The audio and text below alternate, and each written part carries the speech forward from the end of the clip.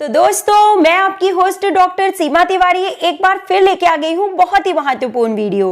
और स्क्रीन पे देख के आप समझ ही गए हैं कि मॉक टेस्ट की सीरीज जो कि आपकी सभी आगामी प्रतियोगी परीक्षाओं के लिए बहुत ही इंपॉर्टेंट है, आज हम आपके लिए लेके इस वीडियो में आ गए हैं। तो इस मॉक टेस्ट को आप हमारे साथ सॉल्व करते चलिए और अपना स्कोर हमें कमेंट बॉक्स में लिख के जरूर बताइएगा। So let's start with question number 1 and it is asking that thoracic spine comprises of, यानी कि जो वक्षीय रीढ़ होती है वो कितनी थोरैसिक स्पाइन से मिलके बनी होती है।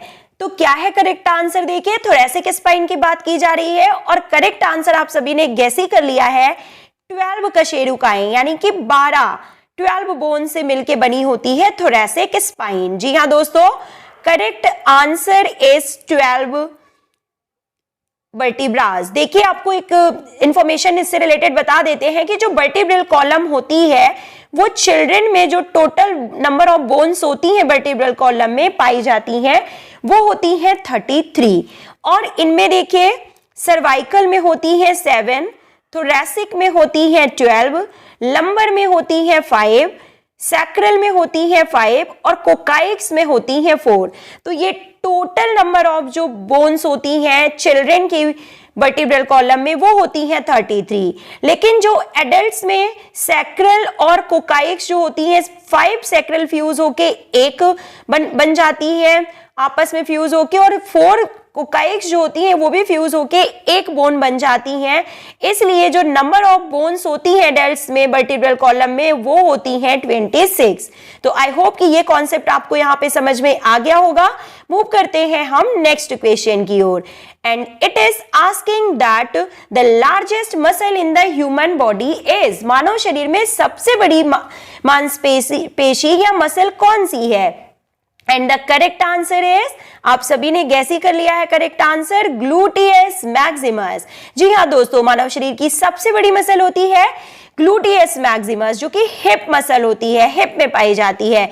और अगर पूछा जाए कि सबसे लंबी मसल कौन सी होती है तो सेरेटस एंटीरियर, सेरेटस मसल जो होती है वो हमारे शरीर की सबसे लंबी मसल के रूप में, sartorius, so sorry friends, sartorius muscle जो होती है वो हमारे शरीर की सबसे लंबी मसल होती है, longest muscle.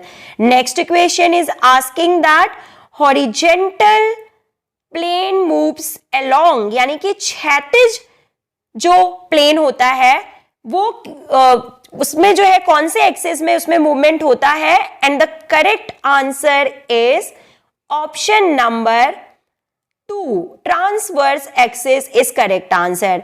Horizontal plane moves through transverse axis, option number 2 is correct here. जी हाँ दोस्तों, आपको बता देते हैं कि जो प्लेन्स होते हैं वो 3 टाइप्स के होते हैं। Sagittal plane that divides the body into right and left sides, frontal plane that divides the body into front and back, anterior and posterior, transverse plane divides the body into top and bottom। तो यहाँ पे बात की जा रही है horizontal plane moves along किस axis के थ्रू इसमें मूवमेंट होता है तो transverse axis is correct answer. Now the next question is asking red muscle fibres are also known as, यानी कि रेड मसल फाइबर्स को, लाल मसल फाइबर्स को किस नाम से जाना जाता है? और क्या है correct answer? Option number 1 is correct answer. Slow Twitch fibres के रूप में इन्हें जाना जाता है। क्यों? क्योंकि जो रेड मसल फाइबर्स या स्लो ट्विच फाइबर्स होते हैं, ये रेड मसल फाइबर्स उन धावकों में या एथलीटों में पाए जाते हैं जो लॉन्ग डिस्टेंस रनिंग वाले धावकों में पाए जाते हैं, जिनमें लगातार ऑक्सीजन की सप्लाई माइटोकॉन्ड्रिया के थ्रू बनी रहती है। नंबर ऑफ माइटोकॉन्ड्रिया ज्यादा होते हैं जो देर तक ऑक्सीजन की सप्लाई करते रहते हैं। और इस तरह से जो भी मैराथन रेस वाले या लॉन्ग डिस्टेंस रेसेस वाले धावक होते हैं उनमें रेड मसल फाइबर्स ज्यादा पाए जाते हैं। धीरे धीरे जिनमें ऑक्सीजन की आवश्यकता होती है और लगातार मिलती रहती है, तो वो स्लो ट्विच फाइबर्स कहलाते हैं। और इसके अपोजिट देखिए जो होते हैं वो होते हैं फास्ट ट्विच फाइबर्स, यानी कि white muscle fibres. Fast Twitch fibres जो है वो व्हाइट मसल फाइबर्स को कहा जाता है, जो कि स्प्रिंट रेसेस वाले एथलीट्स में पाए जाते हैं, जो जिनमें नंबर ऑफ माइटोकॉन्ड्रिया बहुत कम होती हैं और कुछ ही समय के दौरान जो है वो उनमें थोड़े समय के लिए ऑक्सीजन की सप्लाई होती है और वो जल्दी जो है कॉन्ट्रैक्ट हो जाते हैं, फास्ट ट्विच फाइबर्स के रूप में उन्हें जाना जाता है, या उन्हें वाइट मसल फाइबर्स के रूप में भी जानते हैं। स्प्रिंट रेसेस वाले एथलीट्स में पाए जाते हैं। तो आई होप कि ये कॉन्सेप्ट भी आपको क्लियर हो गया। Red fibres slow Twitch fibres and white fibres fast Twitch fibres के रूप में जाने जाते हैं। Next equation, Newton's second law of motion is also called, यानी कि न्यूटन के गति के द्वितीय नियम को और किस नियम के रूप में जाना जाता है? And the correct answer is option number 3, law of acceleration, यानी कि त्वरण के नियम के रूप में जाना जाता है न्यूटन के गति के द्वितीय नियम को। Okay friends, this is correct answer. और देखिए न्यूटन की गति के फर्स्ट नियम को क्या कहते हैं? तो लॉ ऑफ इनर्शिया के रूप में इसे जाना जाता है। सेकेंड लॉ को लॉ ऑफ एक्सीलरेशन के रूप में जाना जाता है, और जो थर्ड लॉ है न्यूटन का वो क्या है? Law of action and reaction को थर्ड लॉ ऑफ न्यूटन के रूप में जाना जाता है। Now the next question, an example of hinge joint is found at the, यानी कि जो हिंज जॉइंट का एक उदाहरण निम्न में से कौन सा है? यहाँ पे दिए हुए एग्जाम्पल में से हिंज जॉइंट का एग्जाम्पल, हिंज संधि का एग्जाम्पल कौन सा है? And the correct answer option number 3, knee joint. जी हाँ दोस्तों, नी के साथ साथ एल्बो जॉइंट भी हिंज जॉइंट का एक अच्छा उदाहरण है, आप सभी को पता है। Next question, in which of the following does tension develop with change in the length of muscle, पेशी की लंबाई में परिवर्तन के साथ निम्न में से किसमें तनाव उत्पन्न होता है? In which of the following does tension develop with change in length of the muscle, यानी कि जो मसल की लेंथ होती है उसमें चेंज होने के साथ साथ तनाव उत्पन्न होता है, तो कौन सा ऐसा कॉन्ट्रैक्शन होता है? And the correct answer option number 1, isotonic contraction. जी हाँ दोस्तों, ये वो महत्वपूर्ण क्वेश्चंस हैं जो एज इट इज आपको सभी प्रतियोगी परीक्षाओं में देखने के लिए मिलते हैं। तो इन सबको आप तैयार करते हुए चलिए मूव करते हैं हम नेक्स्ट क्वेश्चन की ओर। When muscle cells are grouped together the muscle bundles formed are called, यानी कि जब पेशी कोशिकाओं को यानी मसल सेल्स को एक साथ किया जाता है तो जो बंडल फॉर्म होता है या बनता है उसे हम क्या कहते हैं? And it is known as fasciculi. Option number 1 is correct here. तो दोस्तों हिंदी एंड इंग्लिश दोनों में ही हम आपके लिए क्वेश्चंस लेके आए हैं। वीडियो बहुत ही हेल्पफुल है, पूरा और लास्ट तक जरूर देखिएगा। विच of the following muscle is not used in elbow flexion, यानी निम्न में से कौन सी पेशियां कोहनी आकुंचन यानी कि एल्बो फ्लेक्शन में इस्तेमाल नहीं की जाती हैं? And what is correct answer? Option number 4, triceps brachii. क्यों? क्योंकि ट्राइसेप्स मसल्स जो होती हैं वो एल्बो के एक्सटेंशन में हेल्प करती हैं, ना कि फ्लेक्शन में। जी हाँ दोस्तों, आप सभी को पता है कि जो एल्बो फ्लेक्शन में जो हेल्प करती हैं वो मसल्स कौन कौन सी हैं? तो ब्रेकियलिस, बाइसेप्स ब्रैची एंड ब्रेकियोरेडियलिस, ये भी आपको पता होना चाहिए। ये वो मसल्स हैं, ये वो ग्रुप ऑफ मसल्स हैं जो कि एल्बो के फ्लेक्शन के लिए हेल्पफुल होती हैं। और जो एल्बो के एक्सटेंशन में रोल प्ले करती हैं वो कौन सी मसल्स हैं? आपकी triceps muscles. Next question, in which of the following fracture does not break occur in a straight line across the bone, यानी कि किस प्रकार के फ्रैक्चर में हड्डी एक सीधी कतार में टूट जाती है?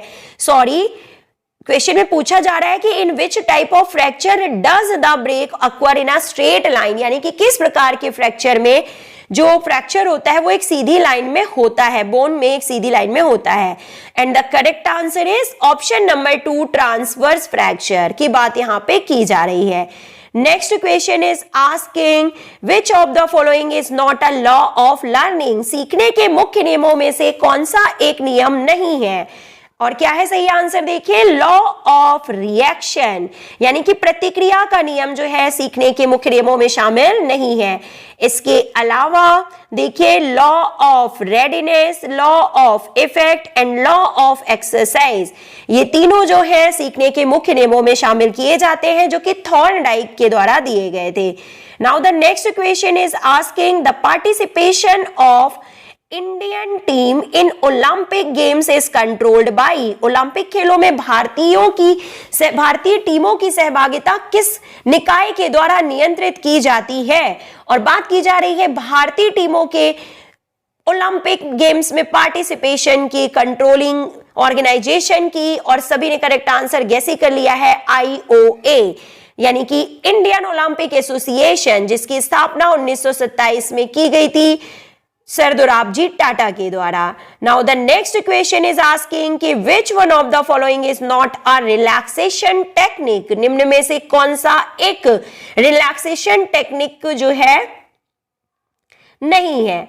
And what is correct answer देखिए यहां पे सर्किट ट्रेनिंग। तो जो ये सर्किट ट्रेनिंग है ये एक प्रकार की ट्रेनिंग है, ना कि ये रिलैक्सेशन टेक्निक या ट्रेनिंग में आता है। तो this is correct answer, option number 3 is correct answer. Now the next question is asking कि which one of the following institutions give specific training for professional coaching in various sports, यानी कि निम्नलिखित में से कौन सी संस्थाएं विभिन्न खेलों में व्यावसायिक अनुशिक्षण के लिए प्रशिक्षण देती हैं? बहुत ही अच्छा क्वेश्चन है देखिए, और क्या है करेक्ट आंसर आप सभी ने गैस ही कर लिया होगा, option number 2 is correct answer. NSNIS, Netaji Subhash national institute of sports, यानी कि NSNIS, जिसकी स्थापना 7 मई 1961 को पटियाला में की गई थी। Okay, now the next question is asking that sport authority of India was established इन, यानी कि साई की स्थापना, भारतीय खेल प्राधिकरण की स्थापना कब की गई थी? तो 25 जनवरी 1984। Option number 3 is correct here. Next question, condition response theory was propounded by, प्रतिकूल अनुक्रिया सिद्धांत किसके द्वारा दिया गया था? पावलाव इज करेक्ट आंसर, इन्होंने कुत्ते पे अपना प्रयोग किया था। Now the next question, which of the following body type is not mentioned by Kretschmer, यानी कि क्रेस्मर के द्वारा दिए गए क्लासिफिकेशन में कौन सा शामिल नहीं है? एंड द करेक्ट आंसर मीजोमार्फ, क्योंकि मीजोमार्फ जो है वो शेल्डन जी के द्वारा दिए गए क्लासिफिकेशन में शामिल है, और क्रेस्मर ने बताया था pyknic, athletic and dysplastic type के क्लासिफिकेशन के बारे में। Now the next question, Vikram award in sports was constituted by Madhya Pradesh government in the year, यानी कि मध्य प्रदेश शासन द्वारा खेलकूद में विक्रम पुरस्कार का गठन किस वर्ष में किया गया था? And the correct answer option number 3, 2012 में। Now the next question, respectively what is the meaning of Olympic mottos ITS, LTS, 4TS का सही अर्थ क्या है? तो देखिए, फास्टर, हायर, स्ट्रॉन्गर, और एक और नया वर्ड जोड़ दिया गया है कम्युनिटस, जिसका मतलब होता है टुगेदर। तो ये यहाँ पे ओलंपिक मोटो का सही अर्थ है। Now the next question is asking Hanuman Vyayam Prasarak Mandal was established in, correct answer 1914, 1914 is correct answer. Now the next question, शिक्षण का सबसे अच्छा तरीका कौन सा है, यानी शारीरिक शिक्षा विषय का सबसे अच्छी मेथड जो है, सबसे अच्छा मेथड शारीरिक शिक्षा की कौन सी जानी जाती है? तो demonstration method is correct answer. Now the next question is asking teaching presentation should be, यानी प्रस्तुति शिक्षण ऐसा होना चाहिए।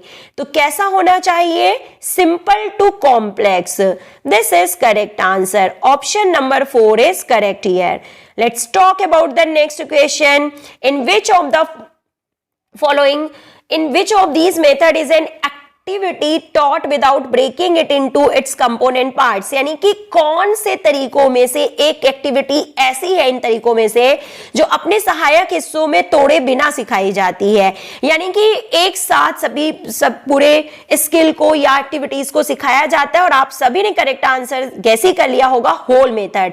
जी हाँ दोस्तों, दो तरह की मेथड हम पढ़ते हैं, एक पार्ट बाय पार्ट मेथड, यानी जिसमें किसी भी स्किल को हम पार्ट बाय पार्ट में सिखाते हैं, और इसके अपोजिट जो दूसरी मेथड है वो क्या है? होल मेथड, जिसमें एक साथ जो है पूरे स्किल को सिखाया जाता है। Now the next question is asking कि objectives, subject matter, procedure, evaluation and assignment are part of. तो क्या है करेक्ट आंसर? देखिए, ऑप्शन नंबर 1 लेसन प्लान, यानी कि objective, subject matter, procedure, evaluation और असाइनमेंट जो होते हैं ये पाठ योजना के मुख्य पार्ट्स के रूप में जाने जाते हैं। Now the next question, knock out और match play tournaments are also known as, यानी कि नॉकआउट या मैच प्ले टूर्नामेंट्स को इस रूप में भी जाना जाता है। And what is correct answer? Elimination tournament. Option number 2 is correct. या नॉकआउट या मैच प्ले टूर्नामेंट्स को एलिमिनेशन टूर्नामेंट के रूप में भी जानते हैं, जिसमें अगर कोई भी टीम है वो कोई भी मैच हार जाती है तो उसे टूर्नामेंट से बाहर कर दिया जाता है, तो इसलिए इसे एलिमिनेशन टूर्नामेंट के रूप में भी जानते हैं। नेक्स्ट क्वेश्चन इज आस्किंग कि about which tournament format it is said that it produces a valid manner but time consuming, यानी कि कौन सा टूर्नामेंट ऐसा है जो एक वैलिड टूर्नामेंट तो है, यानी वैलिड विनर हमको मिलता है इस टूर्नामेंट में, लेकिन बहुत ज्यादा टाइम लगता है। तो करेक्ट आंसर आप सभी ने गैस ही कर लिया होगा, राउंड रॉबिन टूर्नामेंट, यानी कि लीग टूर्नामेंट की बात यहां पे की जा रही है, जिसमें प्रत्येक टीम को दूसरी टीम के साथ मैच खेलना जरूरी होता है और इसमें बहुत ज्यादा टाइम लगता है, लेकिन ये एक वैलिड विनर इसमें जो है हम चूज करते हैं। Let's move to next question and it is asking that if there are 14 teams in a single elimination tournament then how many byes are given। तो आपको इस क्वेश्चन का आंसर कमेंट बॉक्स में लिख के बताना है। मिलते हैं नेक्स्ट वीडियो में। Till then take care, good bye.